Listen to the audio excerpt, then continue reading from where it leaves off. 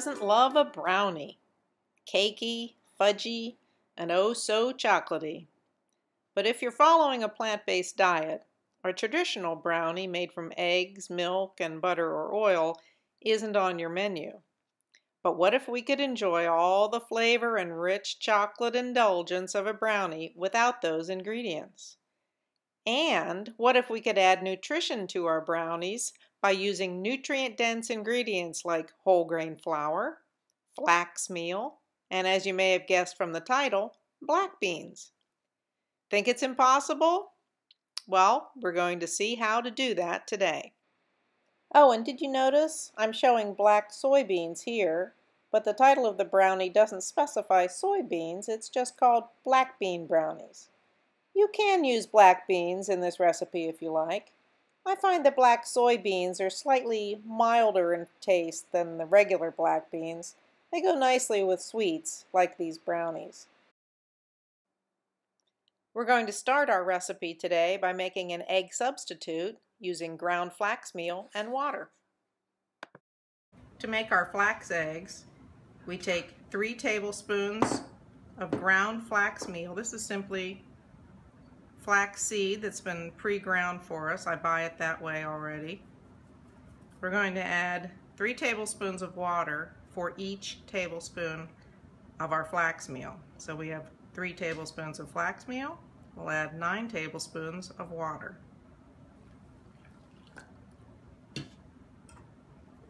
Just give it a little whisk. Now we're going to set this aside for a couple of minutes to let it thicken, and then we'll whisk it again for a few seconds before we add it to our recipe.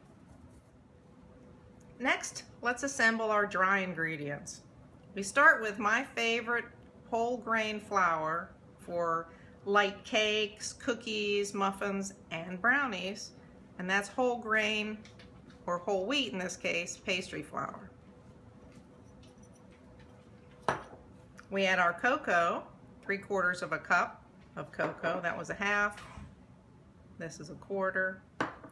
And we have baking powder and baking soda.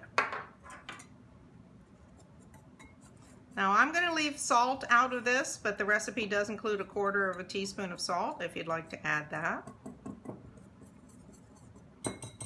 Now that this is nicely blended, we're going to set this aside and prepare the wet ingredients. Remember those flax eggs we set aside a couple of minutes ago? Well, let's just take a couple of seconds here. You can see how thick they've become, and a little bit like a beaten egg. They have that sort of viscous nature to them now. That's just the way you want them to be before we start working with them in the recipe. All right, now all the rest of the magic is going to take place inside our food processor. We're going to start with our black soybeans, 1 cup of black soybeans. We're going to add our sugar. I've got 1 1/4 cups of turbinado sugar. That's just my favorite kind of sugar to use around here. And I've got 2 tablespoons of unsweetened applesauce. We're going to process this for about 30 seconds till it starts getting smooth, and then we're going to slowly add the rest of our ingredients.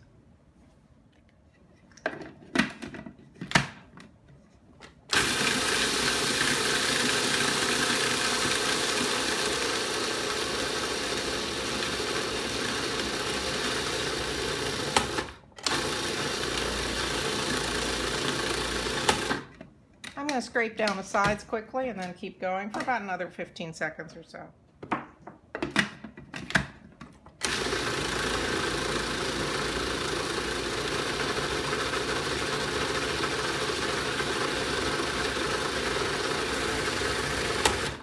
Alright, now we're going to slowly add the rest of our ingredients. Now normally I'd keep the food processor running as I add these, but it gets a little loud for this video, so I'm going to add our apple cider vinegar, vanilla, and then I am going to start this to blend those in quickly, and we're going to gradually pour in our flax meal.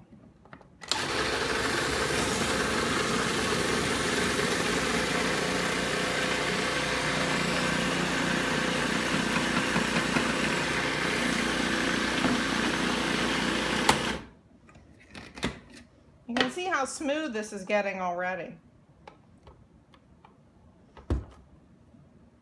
Now we add in our mixture of whole wheat pastry flour, cocoa powder, baking powder, baking soda, and if you choose, a little bit of salt.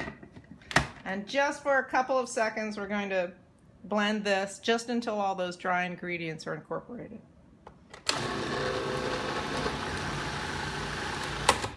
And that's it. Doesn't that look great? That is a fudgy brownie batter right there. Look how thick that is.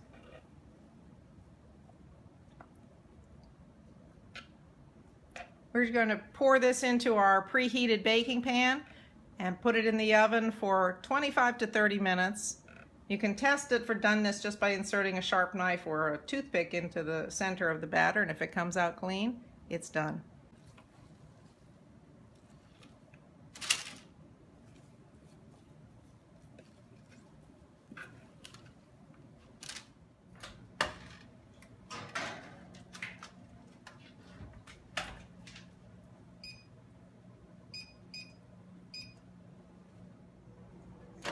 Let's see what we've got.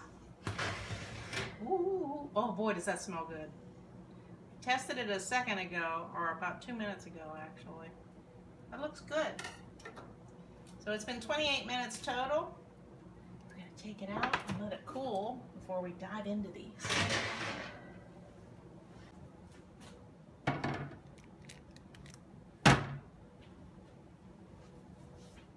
The great thing about the parchment paper is we can lift it right out of here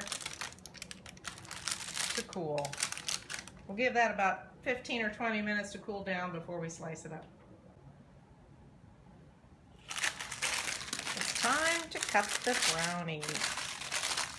See how nicely that peels away from the parchment paper?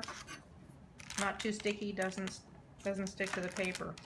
But it's still a nice fudgy brownie. Not so fudgy that it tastes, you know, sometimes those fudgy brownies can taste a little underdone.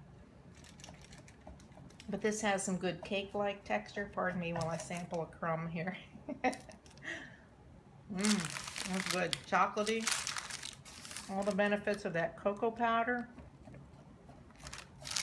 Benefits of the black beans. Let's just lift one up here.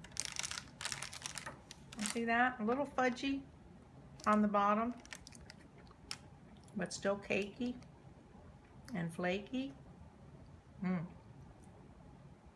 Delicious too. So next time you find yourself in need of a brownie fix, I highly recommend these.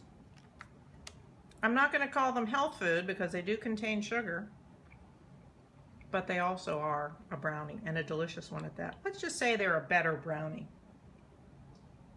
Enjoy!